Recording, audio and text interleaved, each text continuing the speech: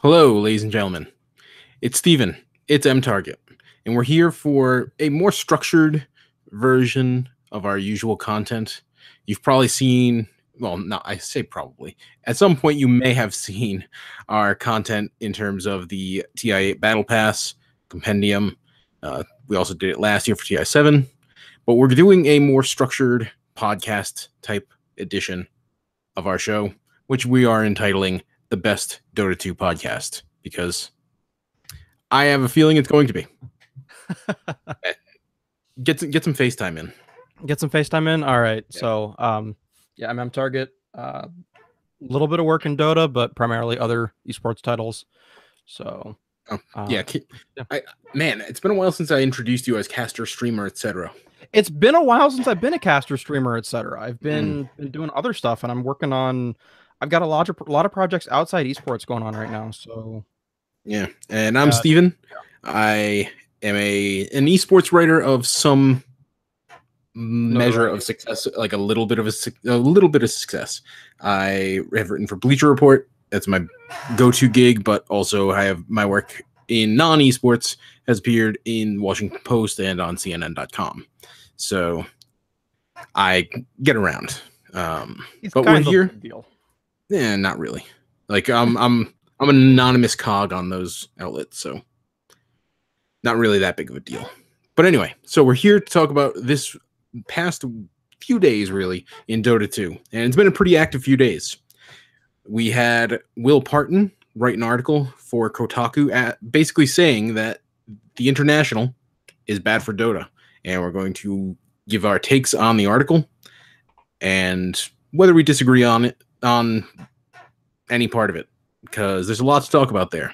It's been met with a lot of different reactions, and yeah, pretty interesting. Then we're going to talk about the Summit 9. It is basically the last real stop en route to TI-8. Had some really good teams participating in it, and it also kind of shakes up how we're thinking of those teams heading into the International in Vancouver. And finally, we're going to wrap up with the recent news on Artifact.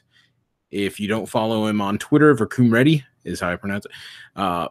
Announced the release date and price point for Artifact. We'll give our thoughts on those as well as just general thoughts on the game itself. So, if you want to check out the full Will Parton article on Kotaku about whether the International is bad for Dota 2, it is in the description. Make sure to check it out because it's a very good article, and it's both well written and very well thought out. And just in general, he's a very good writer. He's done plenty of work in Dota 2 in the past for RollingStone.com, and he's good at his job. There's a reason he's appearing on those outlets you've actually heard of.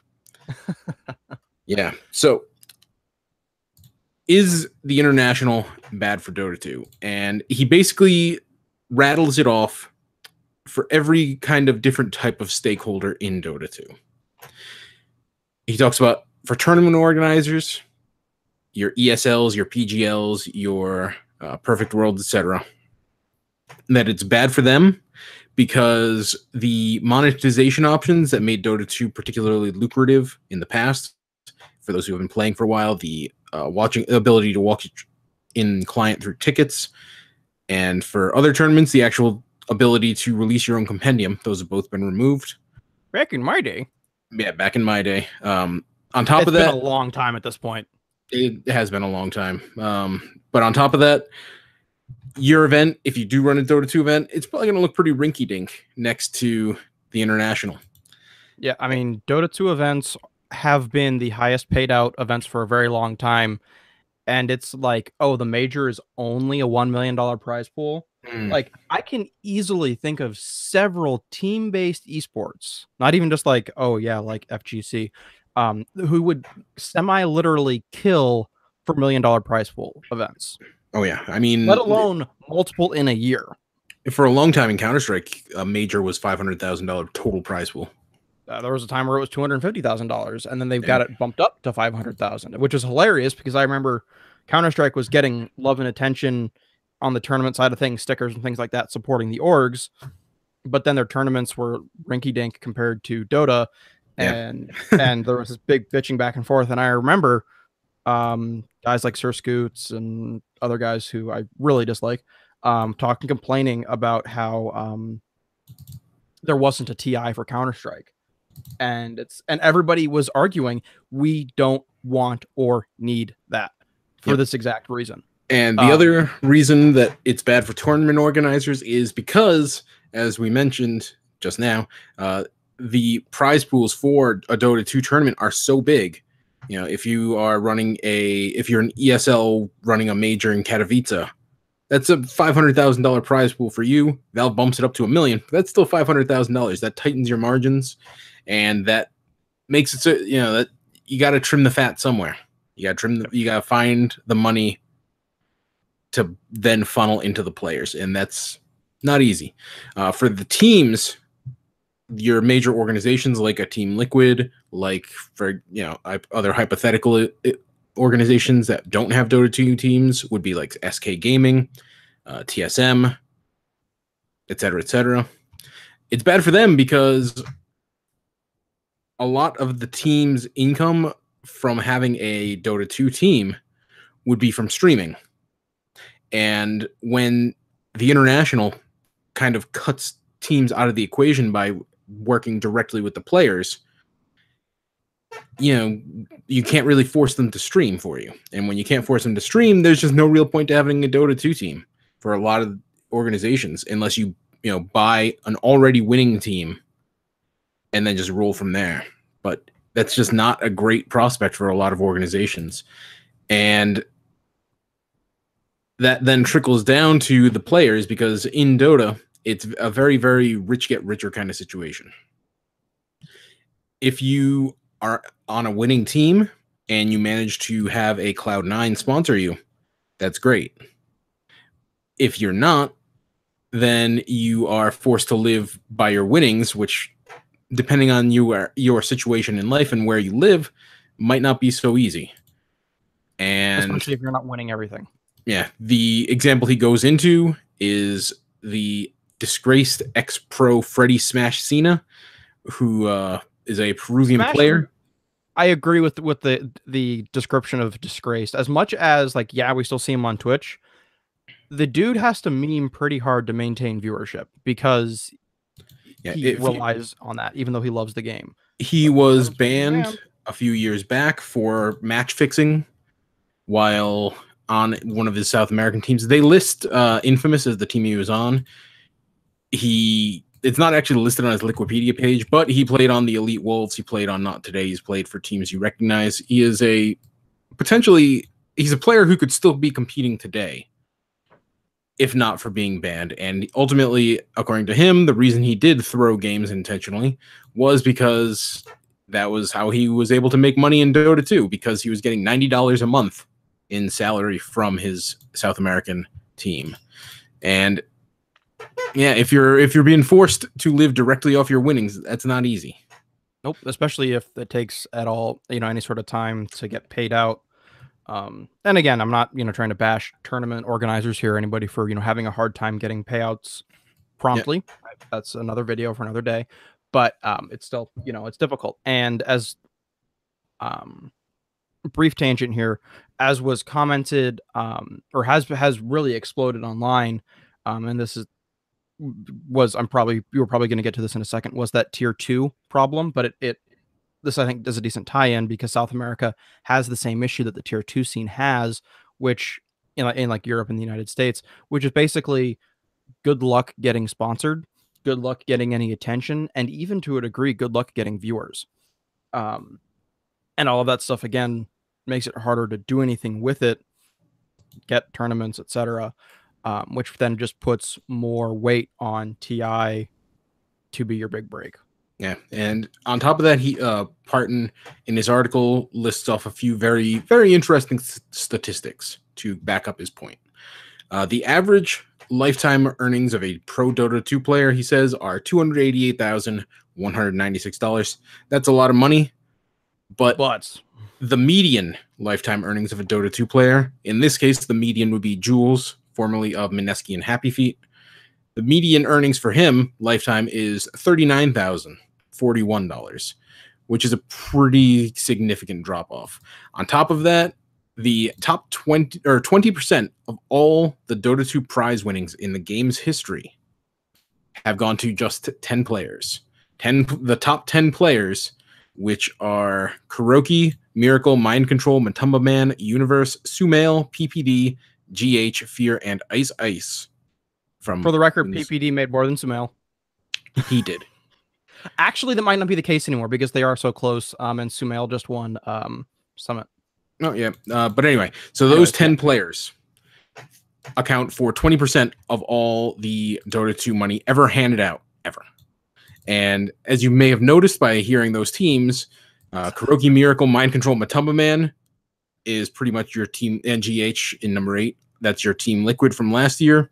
Universe, Sumail, PPD, Fear. That's 4 of the members of the Evil Geniuses TI5. And then Ice Ice at the very bottom, number 10, is from Wings Gaming, circa TI6. So, and then he's, unlike the rest of Wings, has actually managed to get other wins, hence him being there. Then you got AUI and then the rest of... Though, if you look at the 10 through 20, it's then basically the rest of the players. The sole kind of player who jumps in without having won a TI... Right, a recent TI, I should say, because Puppy is number 18, S4 is number 20. So ultimately, it's a predominantly. Has S4 not won a TI? A recent one, yeah, okay. Did he win 3? Yeah, he was on Alliance, but yeah, and I guess TI3 is a while ago at this point. Yeah, and plus, I mean, did they? Yeah, they didn't even do the crowdfunded prize pool back then for TI3. I don't think.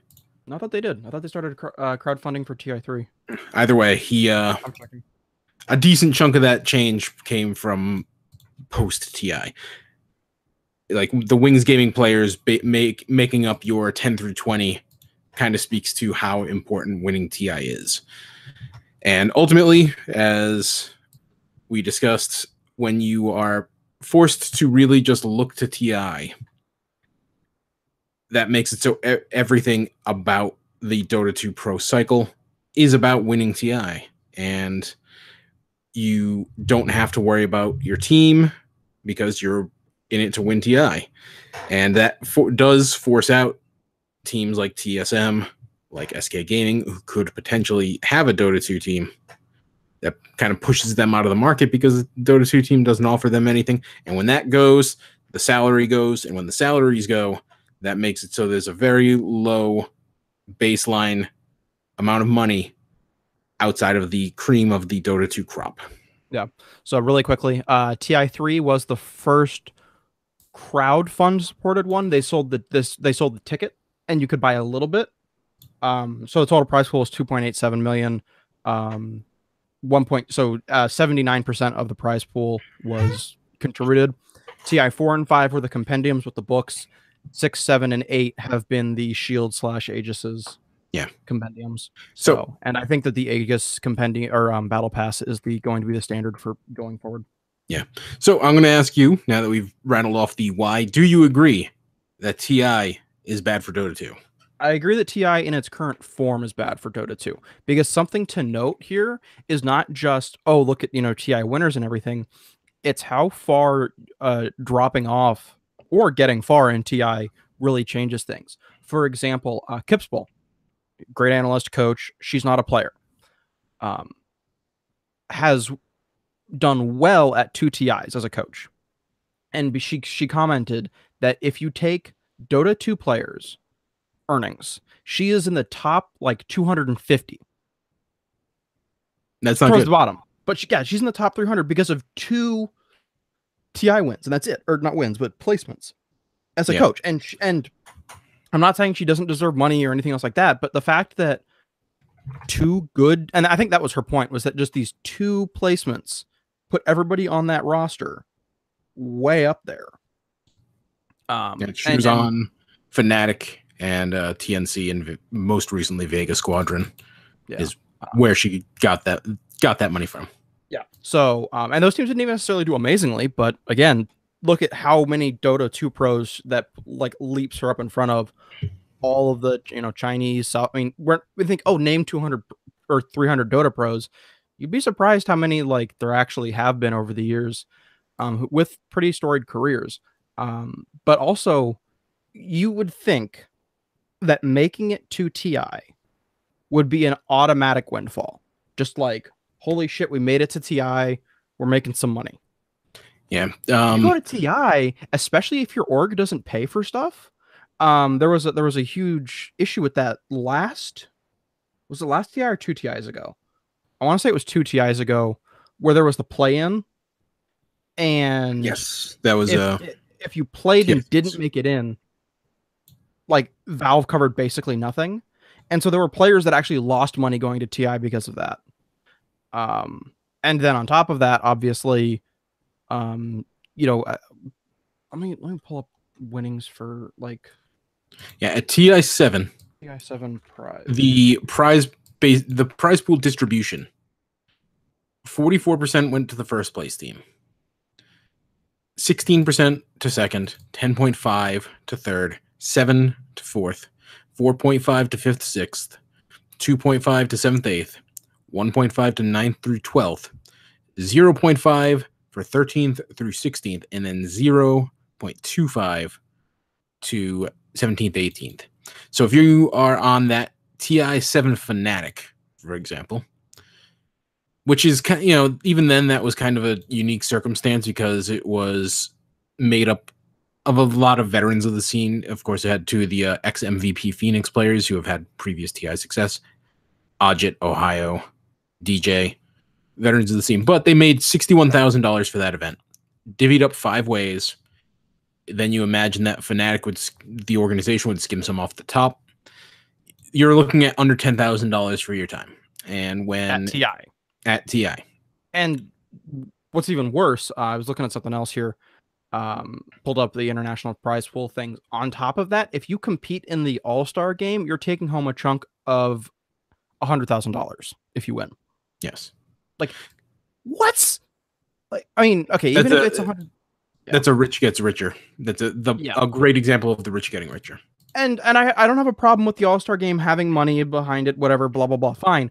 But I think, quite frankly, that at the very least, you should be getting $100,000 for going to TI. Like, your org should get $100,000 if you're doing 18 teams that show up like they are right now, where it's like, you've got the block for this year, and these are the teams that are going for into groups and everything. That's what it should be. It should be, $100,000, or I don't know what exactly, but it should be like $100,000 for 17th to 18th, $250,000 for 15th, 16th, 13th, 14th. That bracket. $500,000 for 11th or 9th through 12th. Excuse me. It was $500,000, right? Yeah. Yeah, million for 7th, 8th. And then 1st through 6th, you split up the rest of the prize money, or something. I don't know, but and my point is that it's way too top heavy. Long story short, $11 million to the first place team and $61,000 to the last place team is like, it's holy crap. That's, like I said, rich getting richer, and with these players, Kuroki is going to be in a position where, let's say he just left Team Liquid. He has the financial solvency to basically just form his own team and then just go from there. If he wanted to, he could probably buy his own esports organization, depending on... Yeah, probably. Yeah, probably. Not necessarily a big one, but he, I think Jonas Jarebko bought Renegades for less. But anyway. Yeah, but they had to. There was that issue. They were being forced. And anyway, talk for another day. 44%. The reason that you're probably seeing such a huge disparity in terms of what the top players get and what the bottom players get is that organically that just provides so much attention. Kuroki and Team Liquid at TI7 winning over $2 million each it's going to generate headlines and mainstream attention in a way that not much else will. Let's go back to TI5. Sumail winning over $1 million. The 16-year-old, that's the most money that any 16-year-old has made in a competition.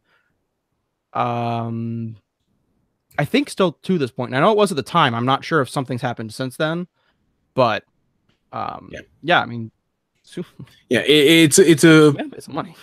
Yeah, it's a thing where because they have made so much money, again, they are in a better position to keep that ball rolling than a player looking to get into the scene from Malaysia, for example, or even from Europe or America. Like if yeah. you're not already a part of it, like, and these are conversations that are luckily happening right now on like Reddit and Twitter and stuff, where you've got, you know, tier 2 players like Garter is an example, because I know him, I know his family, and I know what they've gone through Yeah, with him. Garter, So, list off some of his teams, though.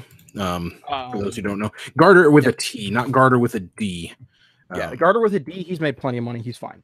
No, Garter, his big one was Pro Dota. He was actually on Planet Dog, the team that went to TI. Was it 7? Yeah, TI last year, and they made some money. He didn't go with the team because the team wanted to leave Pro Dota. They wanted to drop their sponsor because they figured that they could sell themselves and make some money, like make even more money. And he didn't want to do that. Again, if I remember the story correctly, they made money. Okay, maybe he could have made some money with them. Maybe they wouldn't have qualified with him. Who knows? But all of those guys that were on that team are basically in the wind again. So yeah. Good luck with them, I guess. So he played on Pro Dota for a decent length of time. No Logic Gaming back in the day. Tuho with Weeha and Mickey. Oh yeah. Here we go. The last iteration final was Garter, Mickey, Quakeva, Insania, and Demon. All of those guys, except for Garter, are like really well-known players. Bone 7 was on the squad at one point. So like these are people that very much maybe bottom of tier 1, but still tier 1. But so you got guys like Garter who kind of flirting with that edge. Garter has made a total of $8,900 in his career. Yeah, he's rubbed elbows. And he's been playing Dota since 2007. Yeah. That's Dota 1, so I don't know if they included his money in that, but point being is he's been around. They could include all the Dota 1 money out there, and it's not going to be that much. Okay, yeah, you include all the Dota 1 money, and it's like an hour of streaming for basically. Yeah, so if you are a player that's looking to break through to the next level, it's tough, and TI, it's made even harder, I think, because of TI. Yeah, and yeah, the big thing for me is that it does force out the teams because. You know, the example he goes to, or he being Will Parton, the example Will gives in the article is an interview he did with Noah Winston of Immortals. And basically, the way that he and other esports executives have described it is when you have an esports organization, you are basically a media company. What you're doing is you're trying to create content, which is then consumed to raise awareness of the sponsors, which is how you make your money. If you are a Dota 2 team, your focus is to get on TI. And you don't have to actually be a part of a team to get into TI. You just have to have... Yeah, next year, but not right now. You basically have to have 5 players who stick together, get enough wins to qualify, and then you can go from there. They don't have to stream. And a lot of high-level Dota 2 players don't stream. Obviously, RTZ does stream a lot, but, you know, not Puppy... as much as he used to. But if you're Puppy, he basically never streams, and he doesn't need to because there's no reason to. He can focus his time on playing the game, getting in reps, you know, studying tape. That's all he needs to do, and it improves his chances of winning. And, you know, if you are going to sponsor a team led by Puppy, you probably want to have Puppy streaming, right? Yeah. Yeah. So if he doesn't have to stream, why would he? Yeah. Well, and that basically makes it so if you're a TSM or for a long time Immortals or, you know, SK Gaming, Luminosity, etc., if you're one of those, why would you have a Dota 2 team? And when you have a bunch of high-level organizations that actually give the salaries that put players in a position to have great tournament wins, that's that's not good, like we said, for the players looking to climb their way up. Yeah. So what would you say would be the way to fix it? I think, unfortunately, like the way to fix it is to bring back tickets and give people a reason to watch Tier 2 again. Give and really build from the bottom up, which a lot of people are going to hate. They're going to say, we want to give more money to the bad players, and the answer is yes. I want to give them more money. Yeah, I'm maybe saying that the top players need to not make quite as much, but I mean, like, if I'm really saying let's give Miracle $1.5 million for winning TI instead of giving him $2 million, if he cares that much, I'm sorry, but I mean, it's like in pro sports. And pro football players are demanding, or pro baseball players, demanding millions and millions and millions of dollars.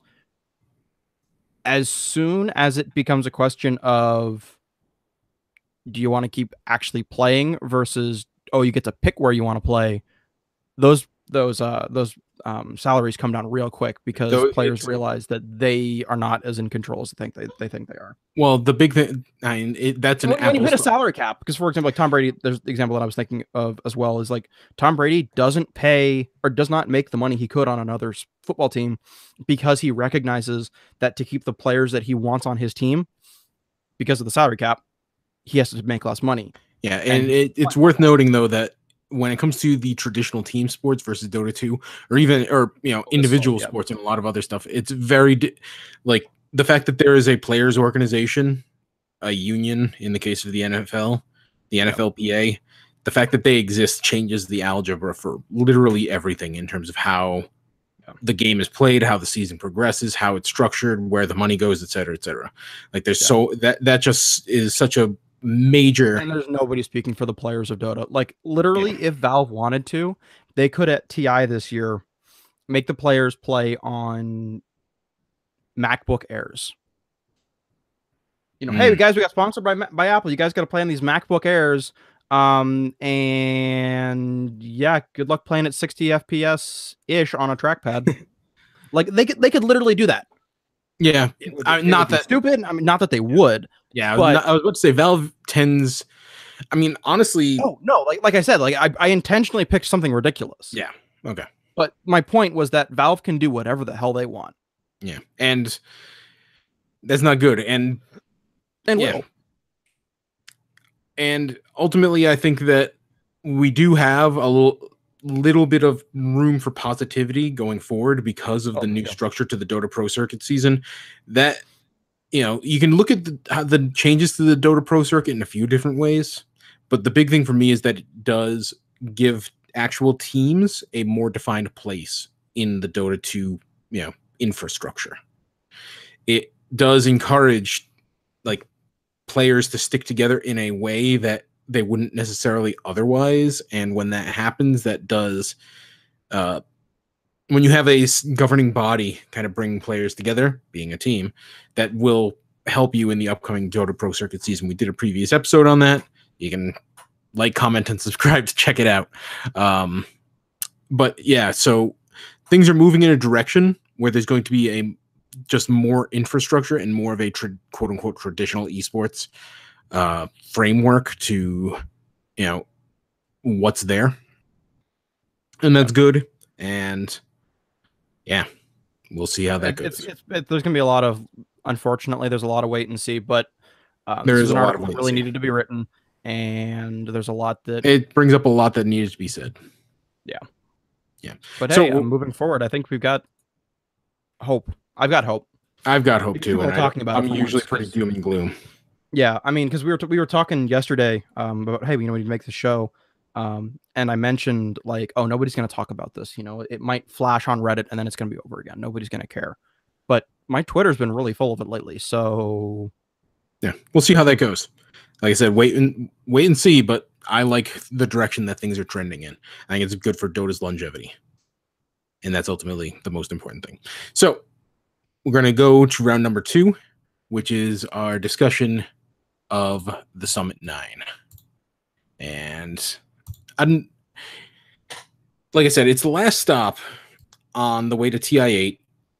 Usually these summit events are they're very fun. They're some of the most entertaining you will see in terms of the actual hashtag content. Your buffers are very fun. Your quote unquote ads are very fun. Okay, so some of those ads were amazing. Yes. The Sennheiser ad was glorious. Yeah. And usually it's an 8-team tournament. This time it was 6, I imagine, because they had trouble scrounging up 8 teams that wanted to play this close to TI. Also, a crazy prize pool. The other thing is visas. That certainly that the visa issues have been brutal for the U.S. this year. I wonder why. Different show. Well, also a different subject matter entirely. But anyway, the tournament included Evil Geniuses, Vici Gaming J Storm, Fnatic, Optic Gaming, Pain Gaming, and Let's Do It. That is 6 teams, with 5 of them being TI8 qualified teams, and the final one, Let's Do It. If they don't sound familiar, they are the X-Team Kingwin, who actually had a pretty generally really good Dota Pro Circuit season. They placed in a number of different tournaments and just looked generally pretty good, like out of nowhere. So that's not a bad team, long story short. And the tournament was ultimately won by Evil Geniuses. Second place was Fnatic. Vici Gaming J Storm was your third place team. Let's Do It came in 4th, and Pain Gaming and Optic 5th, 6th. And group stages. Very interesting because Vici Gaming J Storm and Evil Geniuses looked utterly dominant. Fnatic and Let's Do It looked utterly garbage. Yeah. Well, Fnatic had they looked no, bad. They looked like legitimately they looked really bad. They got O2'd by Vici Gaming J Storm. They got O2'd by Pain. They split their series with Let's Do It and Optic, and they didn't actually win a series until they faced EG, and that was the last series of the day where EG had already sealed up a top 2 group stages standing, and Fnatic had already sealed up a bottom 2 group stages standing. So it was really irrelevant. You can kind of question how much either team really cared. Either way, their overall body of work in the group stages was really bad, while EG and, again, Vici Gaming J Storm both looked phenomenal. That said, Fnatic ended up looking, they just ran out really fast out of the gate in the actual playoffs. Ended up 2-0ing their way through the entire losers bracket. They 2-0'd Optic, then Let's Do It, then Vici Gaming J Storm to get to the grand finals where they met EG. EG ended up 3-0'ing them, but yeah, I would say that Fnatic dodged a bullet here. Agree? Yeah, I think, I mean, their results, I have hope that they might be able to pull shit together, but they still showed how much of a dumpster fire they can look like if things don't go right. It was definitely the perfect encapsulation of how erratic Fnatic is. Yeah. The same could be said, well, not how erratic, but the same could be said in terms of, let's see how things go for VGJ Storm. Again, somebody who I was much more bullish, let's say, on VGJ before Summit, because I was like, oh yeah, they're going to do great. And then I saw them, they played that one series against Evil Geniuses where it looked like they had to get Sumail home before his curfew. Sumail, that was the series where Sumail picked Brood and was ran down mid, right? Maybe that if that, I don't know. I'm looking at the playoffs right now, but yeah, Vici Game. I would definitely say that in terms of who I kind of am feeling a little bit squeamish about now. This certainly didn't help me with Fnatic, even though they did ultimately take second place. Same. I would say that the losers of the tournament, quote unquote, would be Vici Gaming J Storm. Like you said, I was looking at them as a potential top 8 kind of team. Now I'm feeling like they could fall outside that. And I wouldn't necessarily be surprised if they were. Very talented team. And again, it wasn't a huge event. You can kind of put an asterisk next to it. I'm not willing to write them off yet, but it was not a great performance. It's not one that inspires confidence for me. Yeah, no, I agree. That said, in terms of inspiring confidence, Evil Geniuses, they went nuts. They really did. And this is where, e.g., before this event, I was comfortable with, yeah, I think they'll get top 8, but I wouldn't be super surprised if they got knocked out early. Now I've got them very strong in my mind, almost guaranteed top 8, and I really do think that they should be top 4. So probably between, I'm going to put TI right now. Evil Geniuses finish between 4th and 6th. They've got a shot to break into 3rd, 3, 2, 1, but that's my estimate is 4 through 6, unless they get really lucky and I mean, or something. From a talent perspective, I mean, how can you not love the look of that lineup? It's Arteezy. For those who don't know, it's Arteezy, Sumail, S4, Crit, and Fly. Those are, you could not necessarily confidently say, but you could make a case that each of those players is the best in their respective roles. S4 100% proved, 1, that Enchantress is busted, and 2, that he is so damn good at Dota. And Sumail even said on air, S4 is better at mid than he is, but S4 is also better at offlane than he is. So because Sumail thinks that S4 is one of the best Dota players in the world right now. Certainly best offlaner. That said, you can have the most talented Dota 2 team in the world, and we've seen plenty of really, really stacked lineups just go nowhere. And this performance, I'm willing to say, like you said, that they are now, in my mind, at the very least, like the 4th best team in the world, potentially. Like, I'm not willing to put them on the same tier as Virtus Pro, Team Liquid, and LGD. Yeah. But if you were going to tell me that they're they're the 4th best team in the world, I'm not really going to argue very hard against that.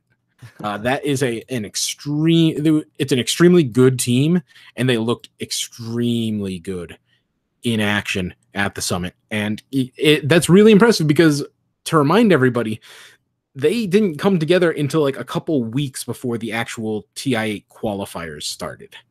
And they looked real uncomfortable in the qualifiers. They did it, and ultimately they did then qualify for TI8, but it was looking shaky. Now and they just said they've got to look a lot better for TI. They could be great at TI, but if they don't get better, flaming out in group. It was an if they gel, they're going to be great, and they gelled and they looked great. So now, like you said, I'm looking at them as, if they don't make top 8 at TI8, that's a disappointment, because they looked phenomenal here, and I'm willing to look at them as a team, as like a top end team, and I wasn't willing to say that before the summit. And now it's going to close our discussion of Summit 9. Now we're going to talk about Artifact. And for those who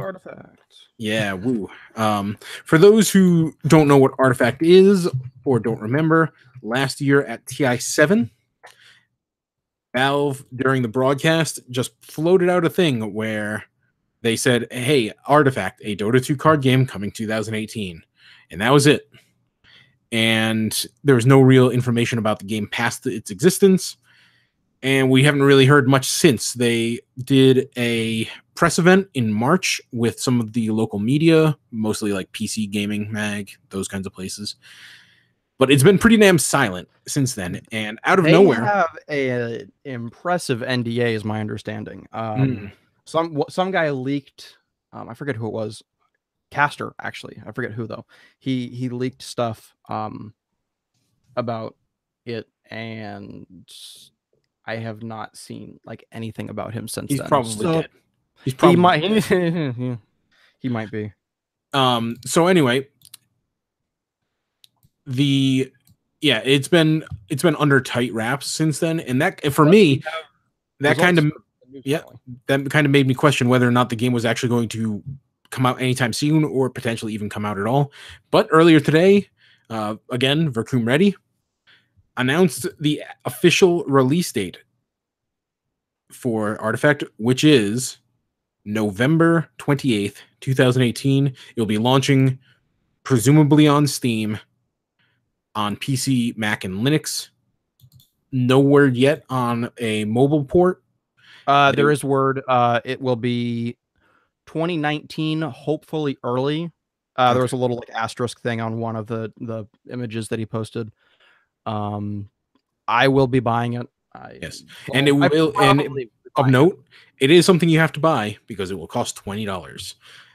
There, with the Hearthstone, obviously, is the trading card game that is that's the trading card game basically, and that's free to play. Obviously, Dota 2 is free to play. Interestingly, Valve is actually putting a price tag on it. $20 is affordable, but it's not free. Well, and shoot. And yeah, for those who aren't really like, if you have no clue what the game is, it's a trading card game developed by Richard Garfield. If that name sounds familiar, he is the creator of Magic the Gathering. Pretty big trading card game. It's kind of a big deal, but it's kind of a big deal. Really quickly here. So what do you get when you purchase Artifact? Because this is important, and this is the one concern that I do have. The deck, or when you buy Artifact, you get 2 pre-constructed decks and 10 sealed card packs. Each of the 2 pre-constructed decks will have 5 heroes each, 9 item cards, and 40 other cards. We're not 100% sure how the game's going to work. We'll talk about it more during PAX West when you can play the game, etc. Not that I'm going, but we can at least talk about what we see. Yeah. And then the sealed card packs will have 12 random cards. 12 random cards. One is guaranteed to be a rare. And you will be able to purchase card packs for $2 each upon release. So you're guaranteed to have 2 decks that will work. And my understanding is that you should be able to build multiple decks for multiple playstyles with what you are given for $20. And that the $20 is a reasonable deal comparable to, how purchasing card packs and everything else down the line. But again, not super necessary based on the way that Artifact is supposed to play. Again, there are a lot of questions that we have because we don't know. Yeah. Should note that in terms of what we actually do know about how the game progresses, it's got 3 basically distinct fields of play is how it's been detailed to this point. It's got 3 fields of play. Lanes. Yeah, representing the 3 lanes of Dota 2, which I like. It's interesting. It's a little cheesy, but I like it. Also, all the Dota 2 lore that's coming into this I like that a lot. Like, if you follow like Artifact Buff and some of the other like things, they're pulling lore from Dota 2 and from leaked and released Artifact information and piecing facts together because of all of the lore, and it's a lot of fun. Yeah, I'm also waiting for Slacks to have like a heart attack while going through all of it. Yeah, I will note that Dota 2 lore, I'll really quickly note that Dota 2 lore is actually pretty interesting. I love the idea behind Rubik in particular. Yeah, Rubik's got good lore. Like his backstory is really interesting, and like if I was going to play Dungeons and Dragons, which I don't, if I was going to make a Dungeons and Dragons campaign, and I'm not going to, it would basically be a ripoff of Rubik's story because that's pretty interesting. So yeah, just in general, what do you think about this whole Artifact thing? I'm excited. I'm going to play it. The question is whether I play it, spend $20 and don't, spend any more money on it, or whether I start buying card packs and get hooked. Because I've been hooked to Hearthstone occasionally. My problem with Hearthstone is that like it requires you to play a lot if you do not have like because like if you've got a good enough deck where you can like have like a 60 or like a 50% win rate, or even like 60 or 70, like it takes a whole lot longer to like climb and grind and unlock more stuff.